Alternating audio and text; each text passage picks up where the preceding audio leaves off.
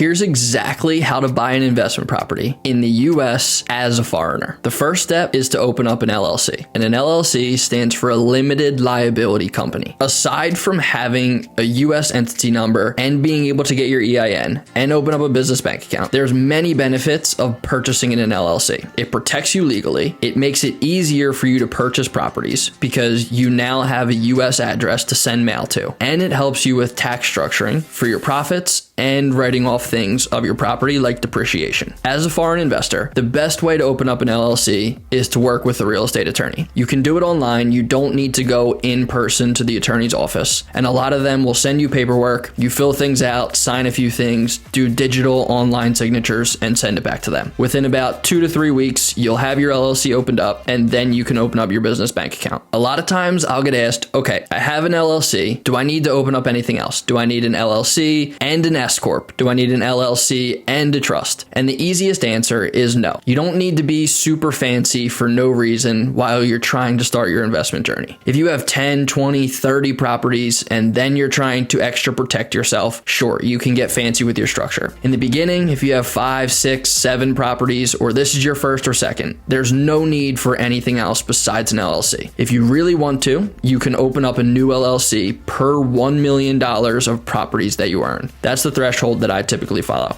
And an LLC is plenty. It's better for tax treatment and it has lower annual fees than all of the other structures that you can set up. So stick with the LLC. Don't make things complicated. Get your US address and bank account and things will be a lot easier for you. After you have your LLC, you can then start applying to a lender. You really want a lender who works with foreign nationals because not all banks will lend to non-citizens. A lot of them have strict restrictions such as 40% down payment or sometimes even larger, 40, 50, 60% down payment for banks who don't typically lend to non-citizens. They could also require you to have strong credit or business history within your LLC. So sometimes they'll say you need to be open for a year or 2 years before they're willing to lend to you. Or they'll require that you have a US co-borrower, which all three of these, of course, do not make any sense. We're trying to purchase your property within the next 30 or 45 days.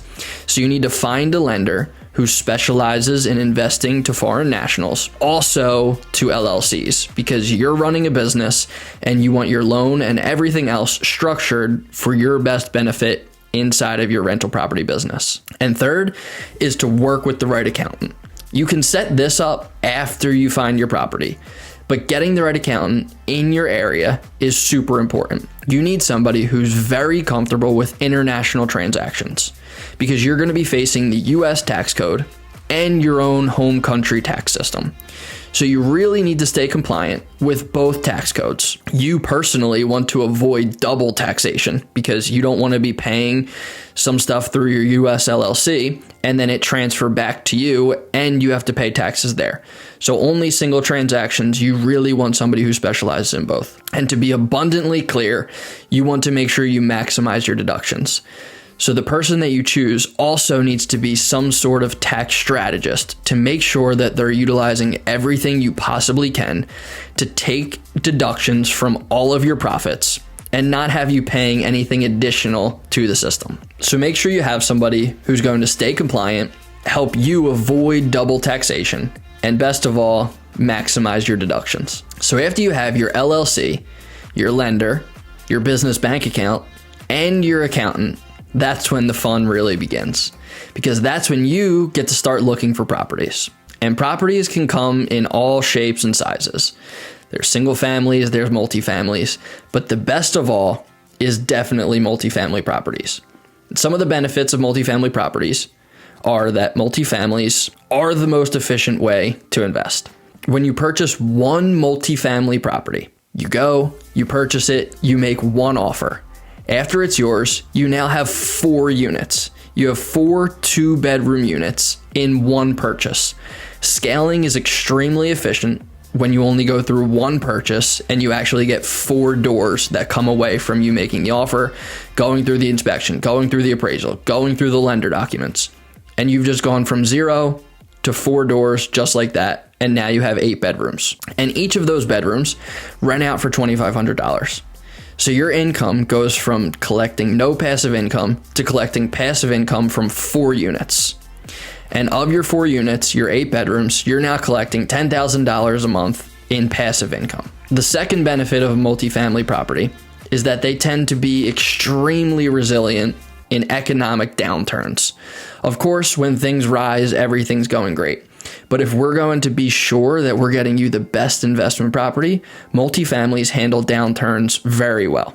And the reason for that is because you have 1 mortgage, 1 tax bill, 1 insurance. And so if they total $4,863, but you actually have 4 tenants paying you rent $2,500 each. Well, if 1 tenant decides that they're not going to pay for the month, or they lost their job, or you can't find a tenant that can afford that for this month, well, you still collect $7,500 from the other tenants, and you're still making money after paying the mortgage. So on economic downturns, multifamily properties keep you safe and keep your investment safe so that you're always making money, your tenants are still always paying your mortgage, and even if something goes wrong for 1 or 2 of them, you're still okay.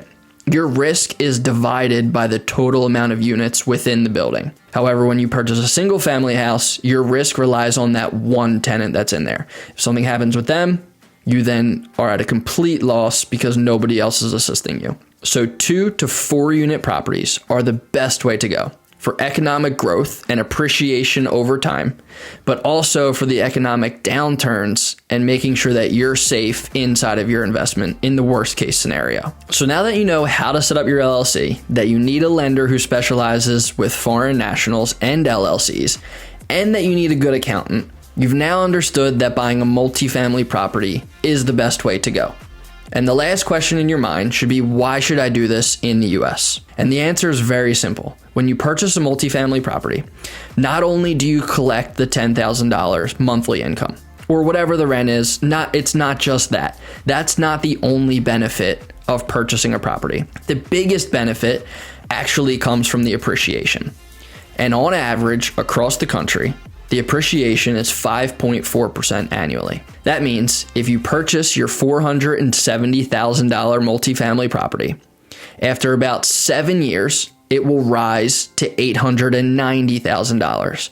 So you've grown $420,000 in the span of 7 to 10 years, and that's the national average. If you purchase a property for $500,000, you'll grow 5.4% annually. So after year 1, your $500,000 property is now worth $525,000. After year 2, it's worth $552,000. And same thing with your multifamily property here that we're looking at. It's 8 bedrooms. It's jumped from $470,000, grew $420,000 between the 7 to 10 year mark, and it's now worth $890,000. This whole time you've been collecting the monthly income, the $10,000 monthly income, and your tenants are paying down any loan or mortgage you have on the property. So you gained $420,000 in equity. Your tenants paid down your bills so that you grew even more in equity. And now you can use that money to scale. You can do whatever you want with that money. If we back out even over a further duration, we look at 20 years and we see how much your property grew in that 20-year span, just casually growing at 5.4%. The national average, even if we're not finding something that beats the national average, which we will because there's ways, of course. But even if you keep on pace with the national average, your $470,000 house over 20 to 25 years is now worth $1.5 million. And that's because it grows in the economic growths. In the economic downturns, you're not worried because you have all the tenants paying for it for you. And you're growing the whole time, expanding your generational wealth, expanding your own equity inside the property, and the whole time collecting passive income to do whatever you want with. If we zoom out just on the full US economy, and we look at what happened in the last 30 years in the housing market, this is the trend that you would have been part of if you bought 30 years ago. And if we make it simplified, and we just look at it in a straight curl, you see that the spikes come all the time. If you zoom out over 30 years, if you zoom out even over 20 years, you will never lose. Your property grows in value and the market assists you in growth and equity expansion. So the only thing that should be left is, how do we beat the national average? How do we find the best property? How do we beat the national average? And how do I start Well, I'm going to show you a little tool that I built called norc.io. The only thing you have to do is type in a zip code that you're looking in, which of course we want to target good zip codes. We want to target B+ to A- neighborhoods that are still going to grow, but that are not too expensive already that we can't make any money. So if we target this 19121 zip code, we select multifamily properties and we put a down payment of 30%. You can put 5% for vacancy and 8% for management. Change any price range that you want from 0 to 750,000 and press search. After you press search, the AI will look at all of the properties that exist currently for sale. It will scan through the descriptions of all of the properties and then provide you all the details on all of the multifamily properties. You can then sort for the best ones, which ones pay you the most amount of money, which ones are going to grow your equity the most over time. How much money do you need to put down out of pocket to get started? And after the AI comes back, it'll tell you how many properties are available that meet your criteria and the specific deliverables and outcome of each one of them. And when it's complete, it'll show you how many results exist and all of the properties that you can look at. For instance, this one where you would make $3,000 a month. It costs $389,000. You can click through the pictures and see what it looks like inside. And you can also see each of the unit counts, how many units exist in the building, how many bedrooms exist in each of those specific units, and also how many bathrooms exist in each of those units with the bedrooms. As you scroll up and down, you can see all of the different amounts that you would make. Here you'd make $2,709. Here you would make $2,650. This one specifically is 6 bedrooms, 4 bathrooms, and $254,000. It comes with 3 units. You have 2 beds, 2 baths in this unit, 2 beds, 1 bath in this unit, and 2 beds, 1 bath in this unit. So of your 3 units, you'll collect $2,650 additional to your mortgage.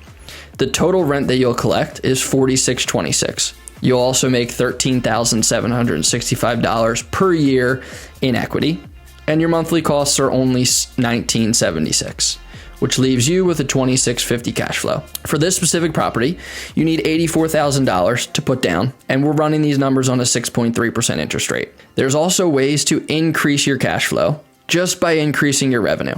So if you look here, we suggest other options too, such as Section 8, where you would make $47.10 instead of the $46.26 you would from market renters. So as another example, we can scroll up and down, look at all the different options, find the different properties that have 2, 3, or 4 bedrooms available for you.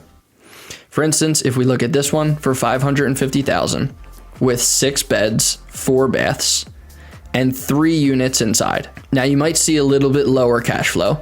You see $1,092 cash flow with your $46.26 collected in rent, but you have higher costs because the property costs more. But that does mean that your yearly appreciation is almost $30,000 as well. So not only do you collect $1,000 additional each month in cash flow, but you'll also make $30,000 per year in appreciation. For this one, you need $181,000 down, and you can always increase your monthly return by increasing what strategy you use in order to find tenants for your property. After browsing through a bunch of zip codes and a bunch of properties that you can make money on, you can eventually narrow down the exact strategy that you want to use, the exact property that you want, how much money you're going to collect in rents, how much money you're going to make in cash flow, and then also with the specific appreciation that you want. So the US market is great for appreciation. It's great for cash flow.